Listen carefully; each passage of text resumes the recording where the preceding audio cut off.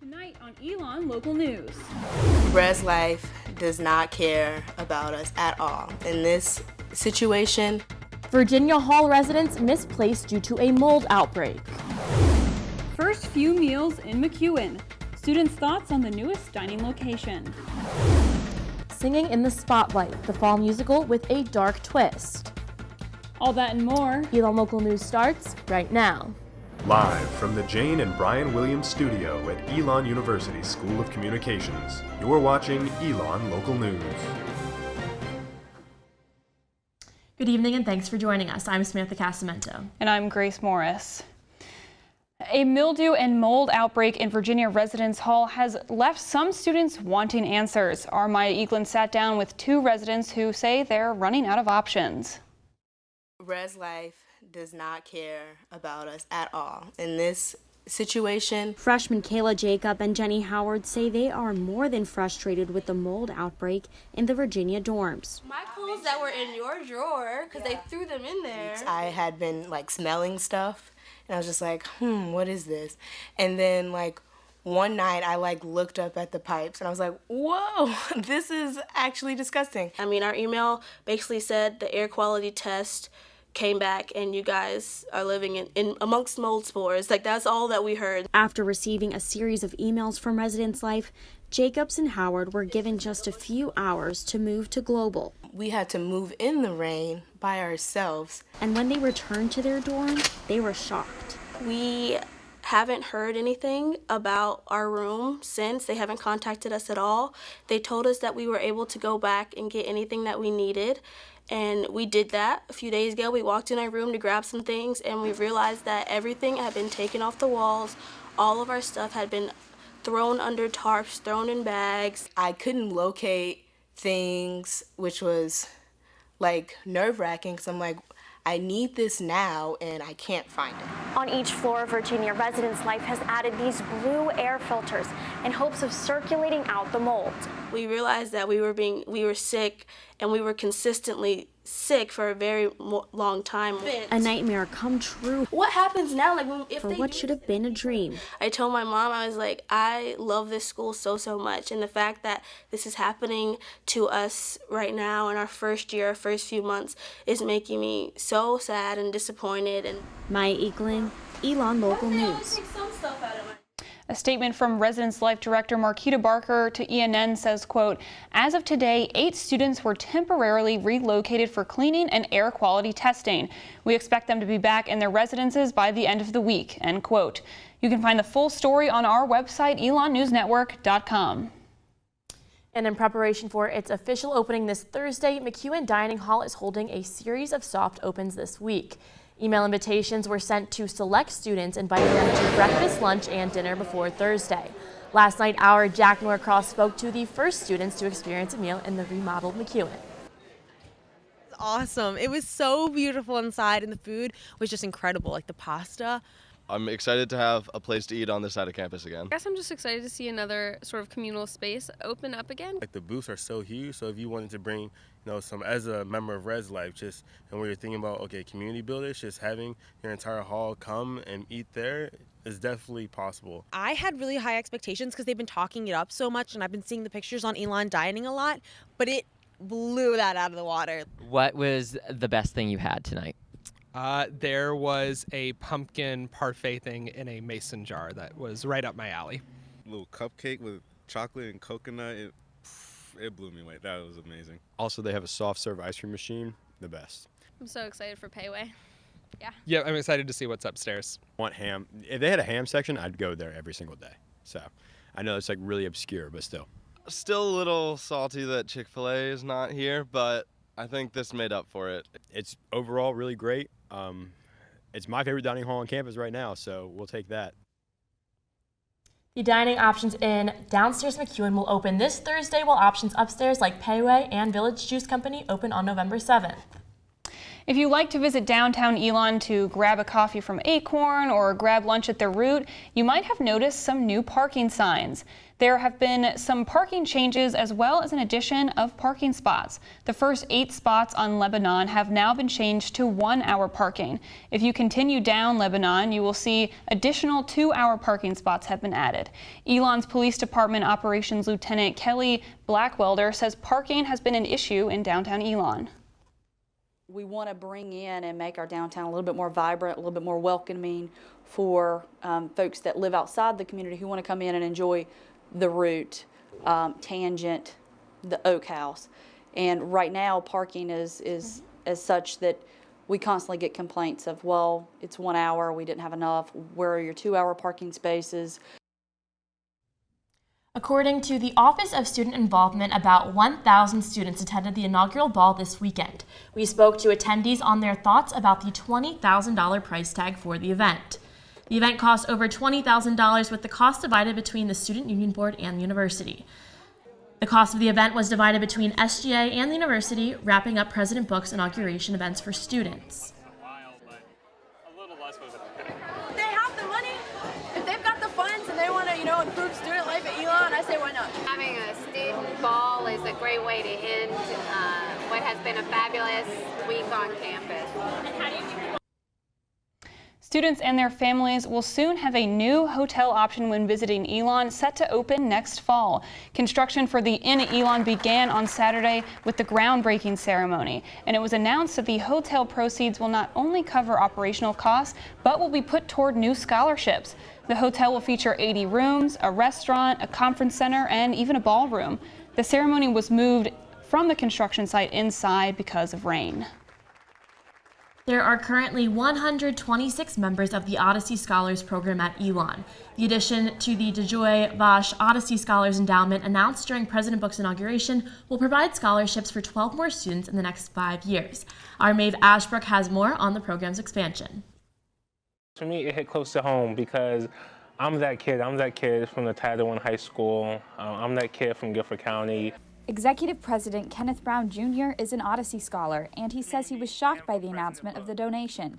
These scholarships will provide full tuition to 4 additional Odyssey Scholars, eventually expanding to cover expenses for 12 students. I think it'll just begin to diversify the student body, not only in terms of race and ethnicity, but also in terms of socioeconomic status, in terms of where you come from, whether that's physically or financially. James Pyatt, Vice President of University Advancement, says Elon has been arranging an expansion in the program with Elon trustee Louis DeJoy and his wife, Dr. Aldona Vosh, for over a year. I think what they really are trying to do here is provide support for students, particularly from Title I high schools in Greensboro, who probably would not have a chance to certainly go to Elon, but maybe even pursue higher education without these scholarships.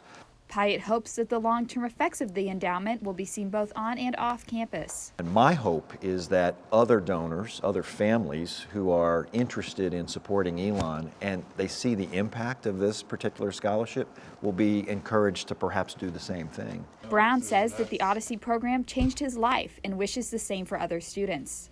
Now that I can go back to my high school and tell students there that Elon can be a place that you can go to. And that yes, while it may be rough and it may be tough and it may be challenging because your background may be different from those of your peers around you, that it's a place that you can belong. Maeve Ashbrook, Elon Local News.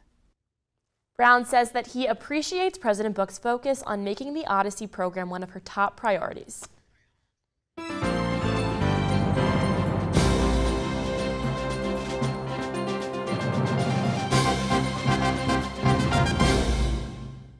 There are only 15 days until the midterm elections, but if you're registered to vote here in Alamance County, you can vote right now. From today until Saturday, November 3rd, you can participate in one-stop early voting instead of voting on Election Day. Alamance County voters can vote at 3 one-stop sites, including the Holly Hill Mall, the Alamance County Office Annex Building, and the Mebane Arts and Community Center. For some states, it isn't too late to register. You can visit elon.turbovote.org for more information. And be sure to tune in to our election coverage from 8 to 10 p.m. on November 6th with live results from both local and federal races. Now, this weekend is the town of Elon's 125th celebration. The event was supposed to happen last April, actually, but it was canceled because of rain. On Saturday from 11 to 3, there will be a street festival with vendors, a hay maze, and even performances. And this time, in case of rain, the celebration will be moved inside the Elon Community Church. The Elon community will get the chance to see the construction of a sand mandala this Wednesday. Tibetan Buddhist monks will be in the Newman Lumen Pavilion making a mandala for peace and healing. The entire event takes 3 days, beginning at 9 a.m. on Wednesday and closing Friday at 3 p.m. The mandala will be taken down and the sand will be shared with the community. When we come back, we take a look at this year's fall musical that has a dark twist. It's finally starting to feel like fall, but when's it going to look like it? I'll let you know after the break. You're watching Elon Local News.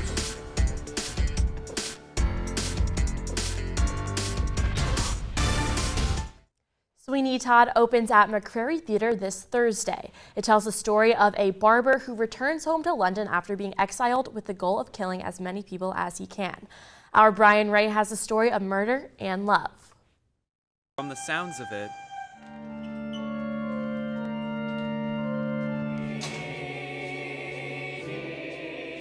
Sweeney Todd is not your typical musical, but beneath the dark lights and sharp knives is a surprising message. There's a lot hidden in it, I feel like. And so some people I feel like will come away being like, wow, that was really like gory and fun, but also really dark but also funny. It's that antithesis. Liat Shaflita plays Mrs. Lovett, one of the main characters in the show. For her, connecting with her character was the hardest part. She really is manipulative, and she uses that to get what she wants, to figure out how to play the, oh, I'm covering everything up, and like it's really funny and bubbly. But underneath, there's that level of malevolence brewing. But that isn't the only thing brewing. Behind the darkness and odd harmonies is a story of looking beyond the surface. In terms of looking at other people and really finding the empathy and compassion. For the show's assistant director, Jasmine Walters, one theme sticks out above the rest. Love. It's just like one of those stories that you're just like, wow, like underneath all of the blood and the gore and, you know, the horror is really just like, you know, a story of just love and like, you know, finding your way back and at least trying to find your way back, I guess. Walters says the music will follow the audience out of the theater. But for Alec Michael Ryan, who plays Sweeney Todd, music won't be the only takeaway. The biggest thing is like knowing that some people like have an outward appearance of something, but there's a lot that has happened that you don't really know about. Brian Ray, Elon Local News. You can catch Sweeney Todd at McCrary Theatre this weekend and next weekend. Tickets can be purchased at the Center for the Arts box office and are free with a Phoenix card. And for a full story about the music of the show, pick up a copy of The Pendulum this Wednesday. And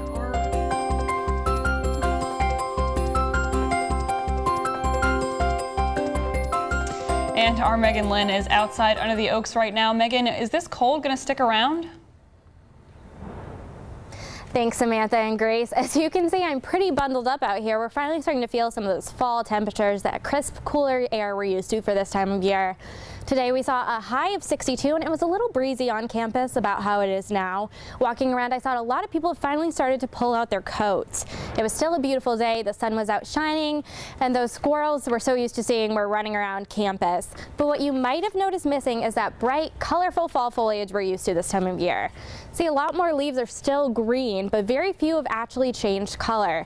As you can see behind me under the oaks, we see a lot of green in the trees, not so much color. So what's going on? Well, we've had a really wet and warm fall season. We've had 2 hurricanes hit the Carolinas back to back, and color changes caused by dry weather, literally drying out a chemical called chlorophyll in the leaves. This chemical is what keeps the leaves alive and healthy. If the leaves aren't dried out, they'll stay green longer and stay on the trees longer.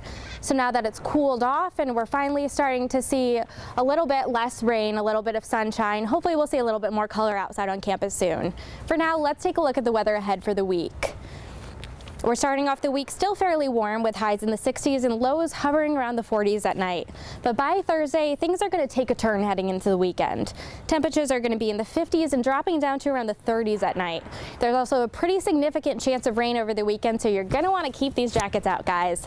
That's your Phoenix 5-day forecast. Live under the Oaks, I'm Megan Lynn. Back to you. Thanks, Megan.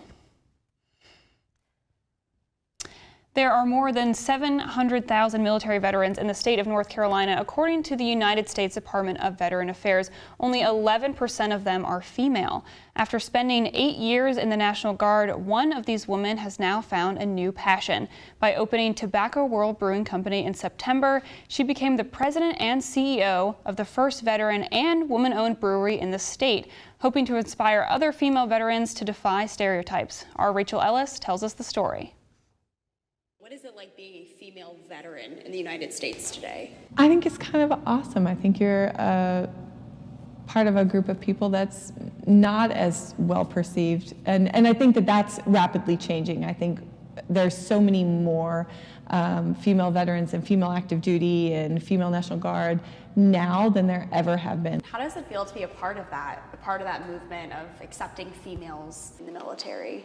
I think it was cool to have been a part of it at all. Shelton's hard work in the military helped her break through the bias of gender while on duty. But when she got to the town of Oxford, North Carolina, she saw that reality change. There are several other female business owners in this area who said that the veteran caveat to that was going to actually help me because veterans are viewed in a better light than just being a female business owner. People were resistant of you opening a brewery because you were a female veteran or because you were a female? Just because I was a female. I think actually the veteran portion helped out a little bit because they're like, oh, so you were in the military. And I don't know why that is a game changer for some people, but it was. What would you say to a female who maybe wants to go into the military or a female who wants to open something like a brewery who might feel that kind of discouragement? What would you say to them?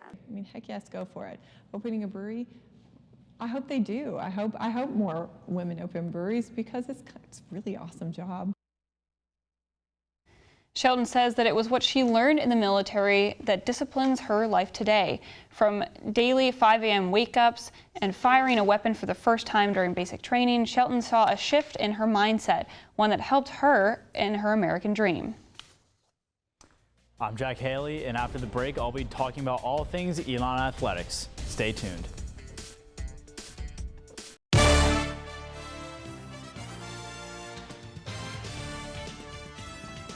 And we have our Jack Haley live in the studio with a sports update. Jack. Thanks, Samantha.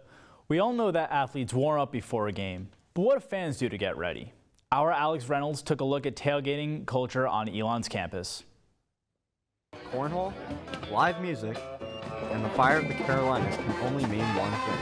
Tailgating! Headed by the Phoenix Fanatics and SGA, Phoenix tailgating has risen in popularity over the past year, backed by SGA's executive president, Kenneth Brown Jr. So this year, we're just trying to expand it, make sure that everyone feels involved and everyone feels included, especially in the SGA part, in partnership with Phoenix Fanatics, having the One Phoenix Zone. So that way students who are first-year students who may not affiliate with any organization, they can come, get some free food, hang out, mingle, and just have a great time. According to Executive Secretary of SGA, Jack Johnson, tailgating events have historically seen less student attendance because they are competing with another Saturday afternoon student ritual. The university never wants to fully talk about darties or daydreams because it's a more sordid part of our experience here, but the reality is they exist. Brown and Johnson hope to further increase the sense of community by creating an atmosphere of inclusivity while increasing school spirit. We just want to provide as many options as possible to the broadest, most inclusive group of students. Alex Reynolds, Elon Local News. After fans made their way into Rhodes Stadium this Saturday, they saw the Phoenix take down Richmond 38-28. Elon is now ranked number 8 in the country and will have a bye week this week. Women's soccer will end their season against the University of UNC Wilmington on Tuesday. Men's soccer will also end their season against JMU this Saturday on the road, and volleyball will host William & Mary, Northeastern, and Hofstra all at home this weekend. Samantha and Grace, back to you. Well, it looks like a busy week ahead. Thanks, Jack. And after the break, a North Carolina fair favorite.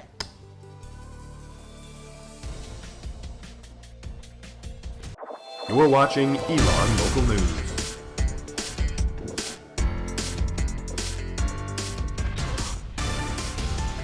The North Carolina State Fair runs throughout the month of October, bringing rides, games, and unique food offerings to the state. Our Selena Guevara has the story. At the North Carolina State Fair, hundreds of attractions compete for your attention. Any size, any price. But there's one stand with no flashy lights Fresh popcorn corn. that reels in their customers a different way. Free samples. Patrick Doherty's cooking technique is down to a science. It's timing, it's ratios, measurement. Hot stuff. There it is. Another perfect batch. But manning the kettle can mean injuries on the job. But that's actually where I got hit probably earlier this week. It's a battle wound, yeah, for sure. It burns. Doherty runs the stand with his wife and their extended family volunteers to help out. Yeah, Pat's my cousin. They go through 400 pounds of these each day. Each day bringing up to $2 grand in profits. There. To keep up with the demand, there's lots of cooks in the kitchen, meaning lots of quality family time at the fair. We all joke around with each other. Selena Guevara, Elon Local News. The profits from that popcorn stand all go towards the Downtown Raleigh Lions Club. The owner, Patrick, is a member of the club, and he says that they use it to do activities with the Edward Moorhead School for the Blind, including going to baseball games with the students and buying presents for the holiday season. Now, Sam, that popcorn looked delicious. It looked so good. Unfortunately, I went to the fair this weekend, did not get to try that. I tried some caramel apples that were phenomenal. I really enjoyed that. Yeah, it was great. Did you get to go this weekend at all? I didn't get to go, but that popcorn really makes me want to go next year. Yes, you'll have to go. Well, that's all the news we have for you tonight. Thank you so much for joining us. For all the news you need to know when we're off the air, check out our website, elonnewsnetwork.com. And make sure you follow us on social media at Elon News Network and grab a copy of The Pendulum this Wednesday. Have a great week, Elon.